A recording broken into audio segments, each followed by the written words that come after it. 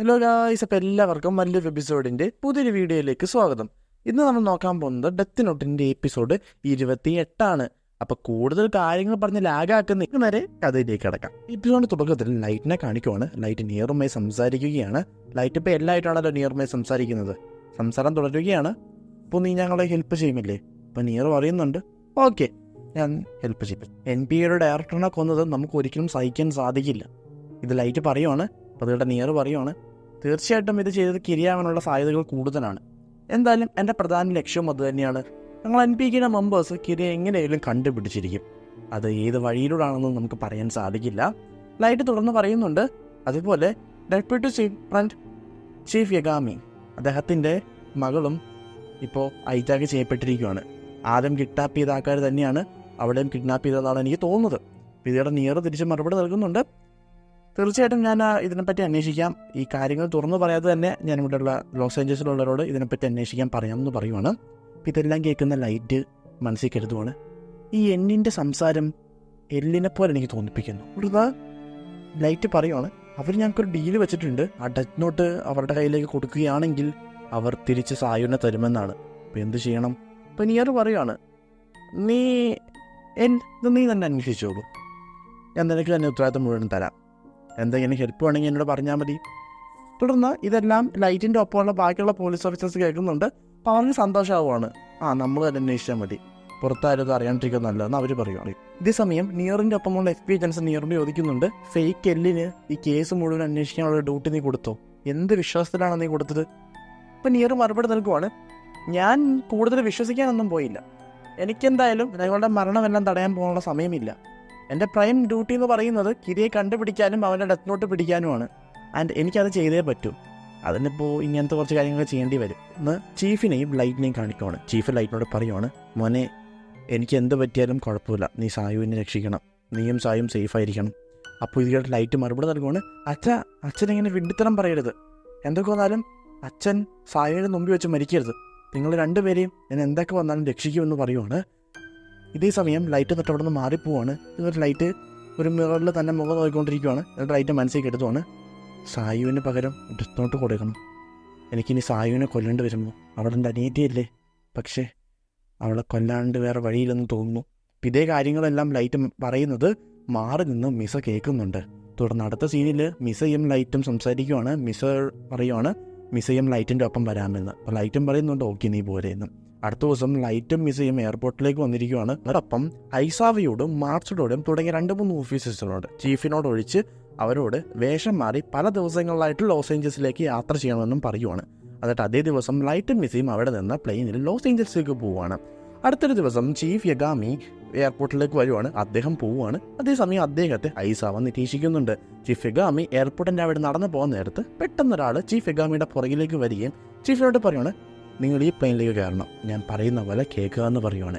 ഇതേ കാര്യം ഐസാവ പുറകെന്ന് കാണുന്നുണ്ട്. ഐസാവ ലൈറ്റിനോട് പറയുവാണ്, ലൈറ്റ് ദേ ആരോ ചീഫിൻ്റെ പുറകെ വന്ന് ചീഫിനെ വടി മാറ്റി കൊണ്ടുപോകുന്നു, ഞാൻ അവനെ കൊല്ലട്ടെ എന്ന് ഇരിക്കുകയാണ്. അപ്പോൾ ലൈറ്റ് പറയുന്നു, ഐസാവ നിൽക്ക് തെറുതി പിടിക്കരുത്, നമുക്ക് അവസരമുണ്ട്. അവൻ എന്താണ് ചെയ്യുന്നതെന്നും അവരെങ്ങോട്ടാണ് പോകണമെന്നും നോക്കാൻ പറയുവാണ്. ഇപ്പോൾ പറയുകയാണ്, അവൻ ഇവനെയും കൊണ്ട് ലോസ് ഏഞ്ചൽസിയുടെ തന്നെയുള്ള പ്ലെയിനിലേക്കാണ് കൊണ്ടുപോകുന്നത്. ഇതോടെ ലൈറ്റ് ഞെട്ടുവാണ്. അപ്പോൾ അവർക്ക് സ്വന്തമായി പ്ലെയിനോ? ആക്ച്വലി അവർക്ക് സ്വന്തമായിട്ടൊരു പ്ലെയിൻ ഇല്ല, അവർ ഹൈജാക്ക് ചെയ്തതാണ്. അതുപോലെ തന്നെ അപ്പോൾ ഈ ഒരു പ്ലെയിൻ വേറെ വഴിയിലേക്ക് ലോസ് ഏഞ്ചൽസിൽ അല്ലായിരുന്നു ഇത് പോകാൻ തീരുമാനിച്ചത്, പക്ഷേ ഇപ്പോൾ ലോസ് ഏഞ്ചൽസിൽ പോവുകയാണ്. അപ്പോൾ അതുകൊണ്ട് എയർപോർട്ടിലെ അധികൃതരൊക്കെ ഈ പൈലറ്റ്മാരോട് പറയുവാണ്, നിങ്ങൾ എന്താണ് ചെയ്യുന്നതെന്ന്. പൈലറ്റ്മാർ പറയുവാണ്, ഈ പ്ലെയിൻ ഹൈജാക്ക് ചെയ്തതൊന്നുമല്ല, ഞങ്ങൾക്ക് ഒരാളെ ഒരു സ്ഥലത്ത് ഇറക്കാനുണ്ട്, അതുമായി ഞങ്ങളെ സമ്മതിച്ചില്ലെങ്കിൽ ഞങ്ങൾ ഈ പ്ലെയിൻ എവിടെയെങ്കിലും കൊണ്ട് ക്രാഷ് ലാൻഡ് ചെയ്യും, ആൻഡ് നിങ്ങൾക്ക് നഷ്ടം വരും. അപ്പോൾ അവരൊക്കെ സമ്മതിക്കുവാണ്. തുറന്ന് പ്ലെയിൻ അവിടെ നിന്ന് യാത്ര തുടങ്ങുവാണ്. ഈ കാര്യങ്ങളെല്ലാം ലൈറ്റ് അറിയുന്നുണ്ട്. ലൈറ്റ് തുടർന്ന് എന്നിനെ വിളിക്കുവാണ്. എന്നെ ഫോൺ എടുക്കുവാണ്. എന്നെന്ന് വെച്ചാൽ നിയറാണ് കേട്ടോ, ലൈറ്റ് എന്നെന്നാണ് വിളിക്കുന്നത്, കാരണം ലൈറ്റിനോട് അങ്ങനെയാണ് പേര് പറഞ്ഞത്. അപ്പോൾ എന്നോട് പറയുവാണ്, ഇങ്ങനെ ഡെപ്യൂട്ടി ജനറൽ ഒരാൾ ഒരു പ്ലെയിനിൽ കയറ്റി കൊണ്ടായിട്ടുണ്ട്, ദയവ് ചെയ്തതൊന്ന് അന്വേഷിക്കുമെന്ന് ചോദിക്കുവാണ്. അപ്പോൾ എന്നെ പറയുവാണ്, ഓക്കെ ഞാൻ സാറ്റലൈറ്റ് വെച്ച് ട്രാക്ക് ചെയ്യാമെന്ന് പറയുവാണ്. തുടർന്ന് പ്ലെയിൻ്റെ അകത്തുള്ള സീൻ കാണിക്കുവാണ്. ചീഫിൻ്റെ അടുത്തിട്ട് അദ്ദേഹത്തെ പ്ലെയിനിലേക്ക് കൊണ്ടുവന്ന വ്യക്തി വരുവാണ്. എന്നിട്ട് ചീഫിൻ്റെ കയ്യിലേക്ക് ഒരു ഫോൺ കൊടുക്കുവാണ്. അതിൽ ആക്ച്വലി സംസാരിക്കാൻ പോകുന്ന മെല്ലോ ആണ് കേട്ടോ. തുടർന്ന് മെല്ലോ സംസാരിക്കുവാണ്, ഹലോ, ഇപ്പോൾ ഞാൻ പറഞ്ഞാൽ നിങ്ങൾക്ക് അറിയാമല്ലോ, നിങ്ങൾ നിങ്ങളുടെ കയ്യിലുള്ള ആ ബുക്ക് ഞങ്ങളുടെ കയ്യിലേക്ക് തരിക, നിങ്ങളുടെ മകളെ ഞങ്ങൾ സുരക്ഷിതമായി തരാം. ഞാൻ പറയുന്ന പോലെ ചെയ്യുവാണെങ്കിൽ നിങ്ങൾക്ക് രണ്ടുപേർക്കും സുരക്ഷിതമായി തിരിച്ച് വീട്ടിലേക്ക് പോകാം.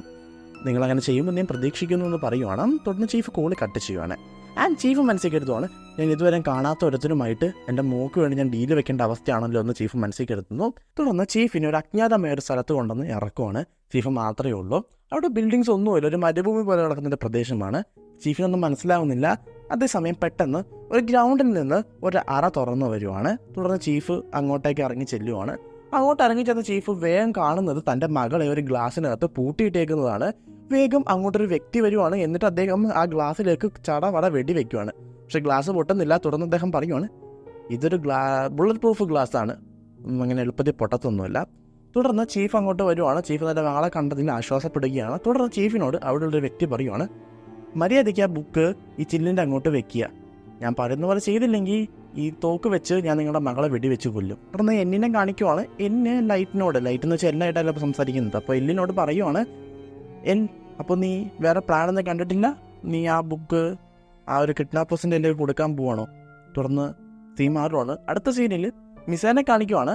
മിസയോട് ലൈറ്റ് പറയുവാണ് നീ സാധാ കൊല്ലുന്നവരൊന്നും കൊല്ലരുത്, സൂക്ഷിച്ചു വേണം ഡെത്തോറിൽ പേരെഴുതി കൊല്ലാനെന്ന് പറയുവാണ്. മിസ ഓക്കെ പറയുവാണ്. തുടർന്ന് ലൈറ്റ് കുറച്ചങ്ങ് മാറി നിൽക്കുവാണ്.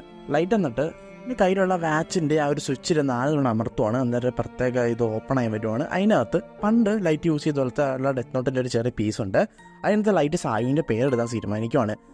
പിന്നെ ലൈറ്റ് മനസ്സിൽ എഴുതുവാണ് ഇല്ല, എനിക്കിത് പറ്റില്ല, അവളെൻ്റെ പെങ്ങളാണ്, അത് മാത്രമല്ല സായുവിൻ്റെ മരണം കിരയുടെ തലയിലിടാൻ സാധിക്കില്ല, ഞാൻ ഇത് ചെയ്താൽ ശരിയാവില്ലെന്ന് പറയുവാണ്. തുടർന്ന് സീൻ മാറുവാണ്. അടുത്ത സീനിൽ ചീഫിനെ എല്ലാം കാണിക്കുവാണ്. ചീഫ് അവർ പറഞ്ഞ പോലെ ഡെത്ത് നോട്ട് അങ്ങോട്ട് വെച്ചു ആൻഡ് സായുവിനെ ചീഫിനെ എടുത്തിട്ട് വിട്ടു. തുടർന്ന് അദ്ദേഹം പറയുവാണ് നിങ്ങൾ പോകാൻ വരട്ടെ, എനിക്ക് ഡെത്ത് നോട്ട് ഒന്ന് ടെസ്റ്റ് ചെയ്യണം, ഇത് ഒറിജിനലാണോ എന്ന്, എനിക്ക് നിങ്ങളെ വിശ്വാസമില്ലെന്ന് പറയുവാണ് അവിടെയുള്ള ഒരു വ്യക്തി ചീഫിനോട്. തുടർന്ന് അദ്ദേഹം മെല്ലോയുടെ ഒപ്പമുള്ള ഒരു വ്യക്തിയുടെ പേരെഴുതുവാണ്. മെല്ലോയുടെ ഒപ്പം നിൽക്കുന്ന ഒരാൾ ഹാർട്ട് അറ്റാക്ക് വന്ന് മരിച്ചു വീഴുവാണ്. ആൻഡ് അവർക്ക് വിശ്വാസമായി ഇത് ഒറിജിനൽ നോട്ട്ബുക്കാണെന്ന്. തുടർന്ന് ചീഫിനെ സായുവിനെ അവിടെ നിന്ന് രക്ഷപ്പെടുത്തുവാണ്, അല്ലെങ്കിൽ അവിടെ നിന്ന് പുറത്തു വിടുവാണ്. ആൻഡ് ചീഫും അതുപോലെ സായും പുറത്തോട്ട് ഇറങ്ങി വരുന്നത് നിയർ കാണുന്നുണ്ട്. ആൻഡ് നിയർ മനസ്സിലാക്കുവാണ് അപ്പോൾ ബുക്ക് കൈമാറി കാണും. ഇതേ കാര്യങ്ങളെല്ലാം നിയർ എല്ലിനോട് വിളിച്ച് പറയുന്നുണ്ട്. ആൻഡ് ലൈറ്റ് ഇതെല്ലാം കേൾക്കുന്നുണ്ട്. പെട്ടെന്ന് അവിടെ നിന്ന് ഒരു ഹെലികോപ്റ്റർ പറന്നു പോയിട്ടാണ്. ഇതേ കാര്യം എന്നും അതുപോലെ ലൈറ്റും അറിയുന്നുണ്ട്. പെട്ടെന്ന് ലൈറ്റ് എന്നിനോട് പറയുവാണ് എത്രയും വേഗം ഹെലികോപ്റ്ററിനെ ട്രേസ് ചെയ്യണമെന്ന് പറയുവാണ്. അതേസമയം ചീഫും സായും അവിടെ നിന്ന് വേറൊരു ഹെലികോപ്റ്റർ കയറി രക്ഷപ്പെടുവാണ്. അതേസമയം പിന്നെ വെന്നൂടി ഒരു മിസൈൽ അവിടെ നിന്ന് ലോഞ്ച് ആവുകയാണ്. ഇതെല്ലാം കണ്ട ലൈറ്റ് മനസ്സിൽ കെടുത്തുവാണ് ഹെലികോപ്റ്ററിലാണോ അല്ലെങ്കിൽ ആ ഒരു മിസൈലിലാണോ ഡെത്ത് നോട്ട് ഉള്ളത് എന്ന് ലൈറ്റ് മനസ്സിൽ കരുതുവാണ്. ലൈറ്റിന് ഒരു ഐഡിയയും കിട്ടുന്നില്ല. പെട്ടെന്ന് നമ്മുടെ മെല്ലോ ആ ഒരു ഹെലികോപ്റ്റർ ആദ്യം വിട്ട ഹെലികോപ്റ്റർ പൊട്ടിത്തെറിപ്പിക്കുകയാണ്. അതങ്ങനെ പൊട്ടിത്തെറിക്കുകയാണ്. അപ്പോൾ ലൈറ്റിന് ഉറപ്പായി അപ്പോൾ ആ മിസൈലിലാണ് ഡെത്ത് നോട്ടല്ലേ, കൊല്ലാം എന്ന് ലൈറ്റ് മനസ്സിൽ കരുതുവാണ്.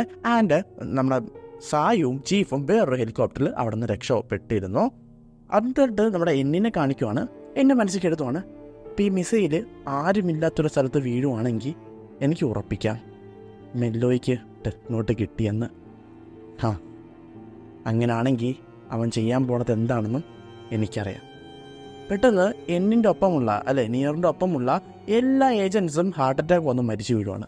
അപ്പം എന്നെ ഉറപ്പിക്കുന്നു അപ്പം അവൻ കളി തുടങ്ങി, ഇത് മെല്ലോയുടെ പ്രവർത്തനമാണ്, കൊള്ളാം. തുടർന്ന് നിയർ അല്ലെങ്കിൽ എന്ന് ലൈറ്റുമായി പിന്നെയും കോണ്ടാക്ട് ചെയ്യുവാണ്.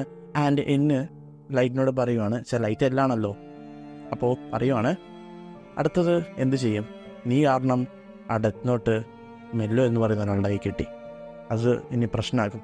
മെല്ലോയോ അതാരാ?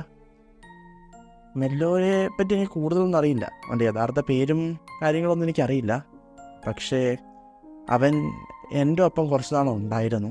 വാമി ഹൗസ് എന്ന് പറയുന്ന ഒരു ഓർഫണേജിൽ ഉണ്ടായിരുന്ന ഒരാളായിരുന്നു. ഇതിട്ട് ലൈറ്റ് മനസ്സിൽ എടുത്തോണ് വാമി ഹൗസ്, അത് വട്ടാരിയുടെ ഓർഫണേജ് അല്ലേ, വട്ടാരിയുമായി ഇവർക്ക് കണക്ഷൻ ഉണ്ടോ? തുടർന്ന് എന്നെ പറയുവാണ് ലൈറ്റിനോട് അവൻ എന്നോട് മത്സരിക്കുകയാണ്, അവൻ എന്നെക്കാലം മുമ്പ് കിരിയെ കണ്ടുപിടിക്കാനാണ്, ഞങ്ങൾ ആരാദ്യം കിരിയെ കണ്ടുപിടിക്കുന്നതെന്ന് കാണണം. ഇങ്ങനെ സീൻ മാറുവാണ്. അടുത്ത സീനിൽ ഭൂമിക്ക് പുറത്തുള്ള ശിനിഗാമികളുടെ ലോകം കാണിക്കുവാണ്. അവിടെ 2 ശിനിഗാമികൾ നിൽക്കുന്നുണ്ട്. അതിലൊരു ശിനിഗാമി പറയുവാണ് എൻ്റെ ഡെത്ത് നോട്ട് എനിക്ക് നഷ്ടപ്പെട്ട കാര്യം ഞാൻ രാജാവിനോട് പറഞ്ഞു. രാജാവ് പറഞ്ഞു അത് റിയൂക്ക് എടുത്തിട്ട് അവൻ്റെ ഒപ്പം കൊണ്ടു നടക്കുവാണെന്ന്. അപ്പോൾ ഞാൻ ഇനി എങ്ങനെ അത് അവൻ്റെ നിന്ന് മേടിക്കും? അപ്പോൾ അവൻ്റെ ഒപ്പമുള്ള ശിനിഗാമി പറയുവാണ് നീ അവൻ്റെ തട്ടിപ്പറിക്കേണ്ട വരും അത്. അപ്പോൾ അതിനർത്ഥം ഞാൻ മനുഷ്യനോട് ലോകത്തേക്ക് പോകണമെന്നല്ലേ? അതെ. അങ്ങനെ എപ്പിസോഡോടെ തീരുവാണ്. അപ്പോൾ അടുത്ത എപ്പിസോഡുമായി വേഗം വരാം. അതുവരെ ബൈ.